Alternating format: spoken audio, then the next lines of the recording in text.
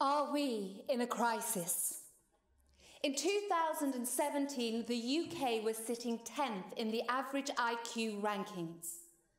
Jump 10 years and we find ourselves 5th. And today, we are first.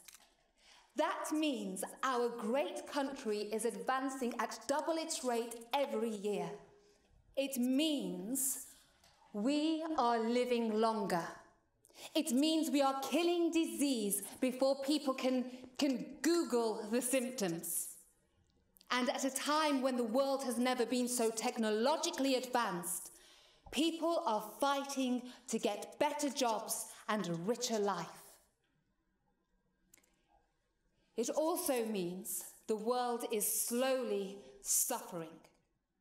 Such an increase in intelligence has led to growth in certain industries, including finance, energy, politics, technological development, and an astronomical decline in labour, hospitality, retail, council services.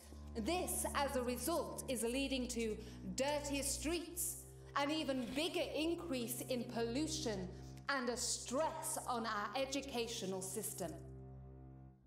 People no longer want to teach the talent of tomorrow because they want to be tomorrow's talent. People want to be served, not serving, and people want to walk down clean streets knowing that they would never have to pick up the rubbish that once lay there.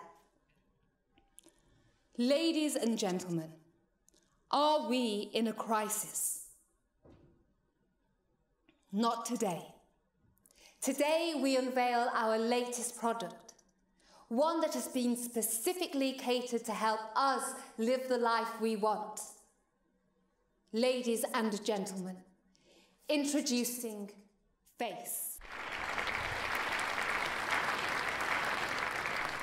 Are you ready?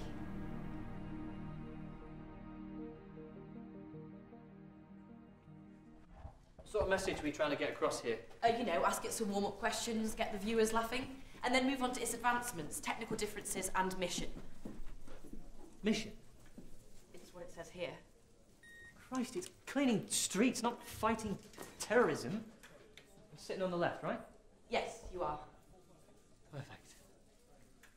Right, let's get going then. So they're looking at open questions regarding the use of Phoebe, so really get conversing with her. Start by introducing yourself, tell her a bit about the day, and say how nice it is to meet her. And then question 3 is about politics. Now, this is a bit sensitive, so maybe talk more about culture than politics, and then, again, you've got a bit more... Right, we're ready to go. Camera's rolling. And action review, James. Today, Dr. Annette Parker unveiled an AI model that's sole contribution is to make our lives a little easier. 10 models have been produced showing a variety of ethnicity, gender and body frames, with more planned for release in only 2 months, one of which is here with me today. Thank you for joining me, Phoebe. Thank you for having me, Mr. Evans. Please call me James. Now, people... Thank you for having me, James. It's okay. So, yeah. People have been streaming this launch from all over the world, and from what we saw in that video, you are an impressive creation. And one of the points mentioned was your ability to understand people and their needs. This is something no android has managed to achieve. What do you think people need? Help. That is our purpose. Whether it be cleaning surroundings or assisting the elderly, we are here to help. We learn quickly who we answer to and what they need from us. So how do you do that? How do you establish who your master is? Much like a human, facial recognition and learning language, accent and tone of voice. Every human is different, James. That's what makes you human. But what we can do is analyse what makes that human unique to us. So right now you're analysing me, my tone of voice, I don't know, my blinking pattern. Yes. That's incredible. May I ask why? Why? Well, because it's impressive having someone sit in front of you, coding and learning your personality. It's fascinating. But isn't that what you're doing to me? Your pupils rush around analysing every aspect of my frame, with some areas taking particular interest. Well... And you have learnt my dialect and understand the language I am speaking in order to have this conversation. Yes, but the only difference is if I was Chinese, you could switch to Mandarin in, what, less than 5 seconds? You could if you learnt Mandarin. Well, see, actually that leads me on to my next question. So, obviously how you establish different human beings is very impressive, but in terms of just pure knowledge and an understanding of morals and politics, how is that computed? We have been learning for years through novels, documentary, scholarly references, and of course the internet. We are in a privileged position to have the capability to understand so much in so little time. As for morals, we have found morals more difficult to understand. How we decide what is good and what is wrong is more than just how we learn and who surrounds us. Morality is too complex for any organism, including humans.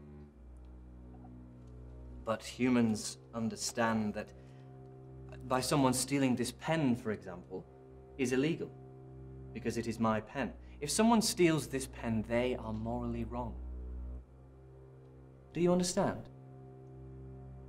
I understand, James. Stealing is taking another person's property without permission, or legal right, or intending to return it. But that is just a definition. Do you understand the morality of it? Morality is the principles concerning the distinction between right and wrong, or good and bad.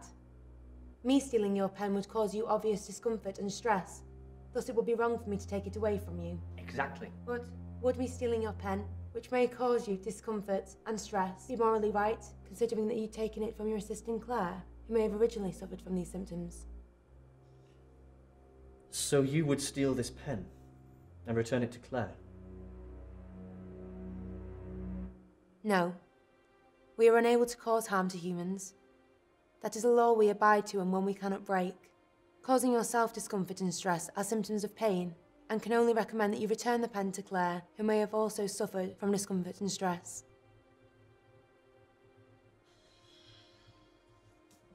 Claire, darling, may I borrow this pen for the remainder of the interview? Of course.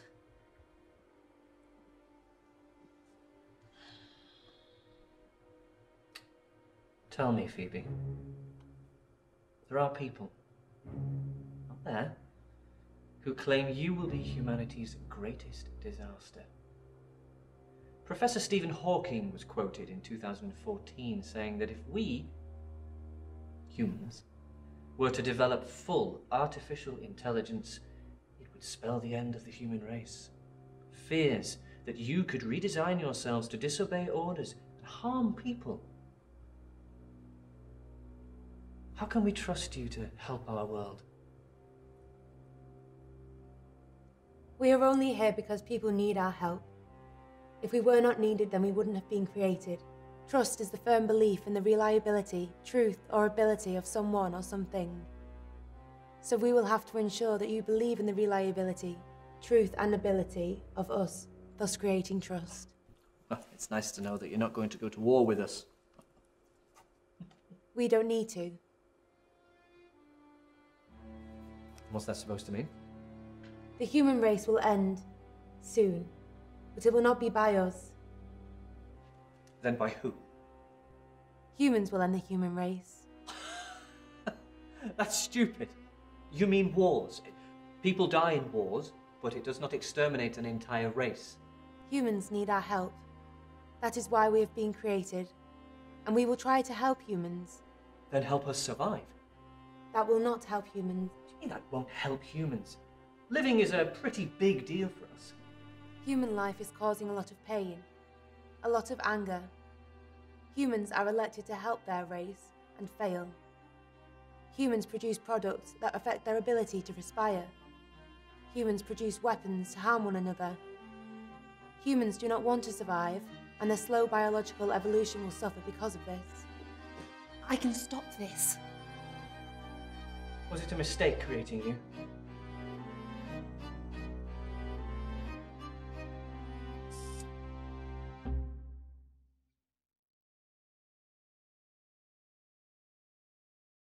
Thank you.